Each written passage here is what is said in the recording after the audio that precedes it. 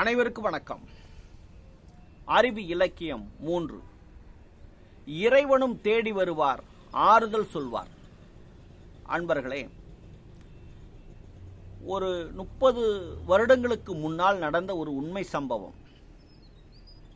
அதாவது எனக்கு ஒரு 18-19 வயது இருக்கும்போது நடந்த உண்மை சம்பவம். நான் கிராமத்தில் பிறந்து வளர்ந்தவன், கொல்லிமலை அருகிலே. வேலை தேடி, வேலை வாய்ப்பு தேடி அந்த திருப்பூரை நோக்கி நான் வருகிறேன். அப்பொழுது திருப்பூரை நோக்கி வரும்போது அங்கே ஒரு சலபப்பட்டறையில் எனக்கு சின்னக்கரை, பல்லட ரோடு சின்னக்கரை அருகிலே ஒரு ஆர்ட்லாண்ட் டையிங் ஒரு சலபப்பட்டறையில் வேலை கிடைக்கிறது. அந்த வேலையை செய்து கொண்டு இருக்கிறேன். அப்பொழுது சின்னக்கரையில் ஒரு தர்கா இருக்கிறது. தர்கா என்று சொன்னால் அது எல்லா சமூக மக்களும் அங்கே செல்வார்கள். அதுபோல் அந்த சலபப்பட்டறையில் நான் பணி செய்யும் போது எனக்கு ஓய்வு கிடைக்கும் போதெல்லாம் அந்த சின்னக்கரை, அந்த தர்கா, அந்த இடத்திலே போய் அமர்ந்து கொள்வேன். எனக்கு மனதிலே ஏகப்பட்ட கலக்கம், தயக்கம், குழப்பம் அனைத்தும் இருந்தது. என் உடல் முழுவதும் பால் மருவு இருந்தது, உடல் நோயும் இருந்தது. குடும்பத்தை, இப்படி பெரிய குடும்பத்தை விட்டு வந்து விட்டோமே, நம்ம பெற்றோர்களை விட்டு நாம் வேலை தேடி இப்படி வந்து தனியாக அனாதையாக இருக்கிறோமே என்று தினம் தினம் நினைத்து அழுது கொண்டே இருந்தேன்.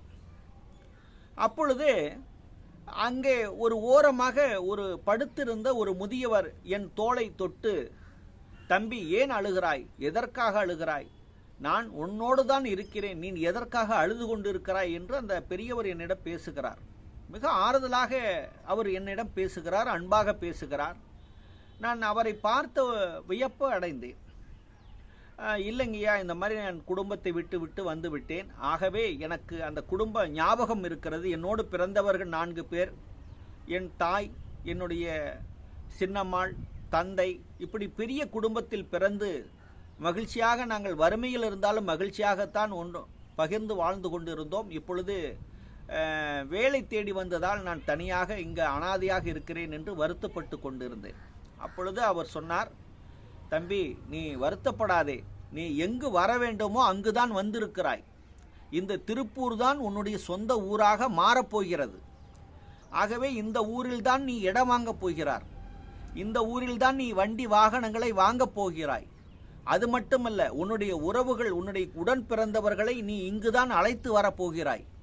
அவர்களுக்கு வேலை வாய்ப்பும் அவர்களுக்கு வசதி வாய்ப்பும் சூழ்நிலைகளும் நீதான் உருவாக்கி கொடுக்கப் போகிறாய். அப்படி இருக்கும்போது நீ ஏன் அழுகிறாய், பிற்காலத்தில் இதுதான் நடக்கப் போகிறது என்று மிக ஆணித்தரமாக எனக்கு ஆறுதல் கூறினார். எனக்கு ஆச்சரியமாக இருந்தது, இதெல்லாம் நடக்குமா, நானே அனாதையாக இருக்கிறேன், இங்கு யாரும் எனக்கு அறிமுகம் இல்லை, எப்படி நான் இந்த ஊரில் இருக்கப் போகிறேன், வாழப்போகிறேன் என்று கவலைப்பட்டு கொண்டிருந்தேன். பிறகு என்னுடைய உடலை பார்த்தார். என்ன இதெல்லாம் பால் மருவு போல் இருக்கிறது என்று கேட்டார். ஆமாங்கய்யா, இது மருத்துவமனையில் பல மருத்துவம் செய்து பார்த்தேன், என்னால் இந்த பால் மரு முகம் முழுவதும் இருந்தது, இது சரியாகவில்லை என்று சொன்னேன். உடனே அப்படியா, சரி ஒன்றுமில்லை, உன் கண்ணுக்கு தெரிந்த மருவுகளை பூரா நீ எண்ணி அதற்கு கொள்ளை வாங்கி எத்தனை மருவு இருக்கிறதோ அத்தனை கொள்ளை எண்ணி அந்த ஒரு தாளிலே போட்டு மடித்து இந்த கிணற்றிலே போட்டுவிடு, இந்த நீரிலே போட்டுவிடு, உன்னுடைய மருவு மறைந்து விடும் என்று அவர் கூறினார். அதே போல் அவருடைய வார்த்தையை நம்பி நான் செய்தேன். அதே போல் பார்த்தீங்கன்னா கொஞ்ச காலத்தில் அந்த மருவு கொஞ்சம் கொஞ்சமாக விரிவடையாமல் கொஞ்சம் கொஞ்சமாக குறைந்து மறைந்து விட்டது. எனக்கு மறைய அவர் மீது ஒரு நம்பிக்கையும் இருந்தது. அதே போல் அவர் சொன்னதை போலவே ஒரு 2 வருடத்திற்குள்ளேயே என்னுடைய குடும்பத்தை நான் அழைத்து வந்து விட்டேன். என்னுடைய சகோதரர்களுக்கு வேலை வாய்ப்பு நான் வாங்கி தருகிறேன்.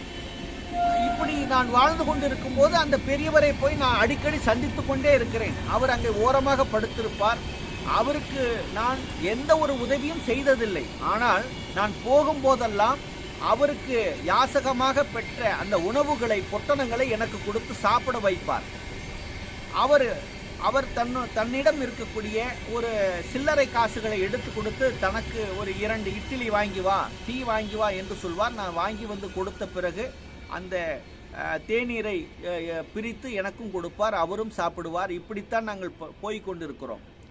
ஒரு நாள் எனக்கு ஒரு ஆச்சரியம் என்னவென்று சொன்னால், நாம் இவ்வளவு நாளாக ஒரு 2-3 வருடங்களாக இவர் நமக்கு ஆறுதலாக உதவியாக இருக்கிறாரே, நாம் ஒரு நாள் கூட அவருக்கு நாம் எதுவும் செய்யவில்லையே என்று சொல்லிவிட்டு என்னுடைய தாயாரிடம், அம்மா இப்படி எனக்கு பெரியவர் ஒரு முதியவர் எனக்கு ஆறுதலாக இருக்கிறார், அவருக்கு நாம் ஏதாவது நல்ல சுவையான உணவு செய்து கொண்டு செல்ல வேண்டும் என்று நான் விருப்பப்பட்டேன்.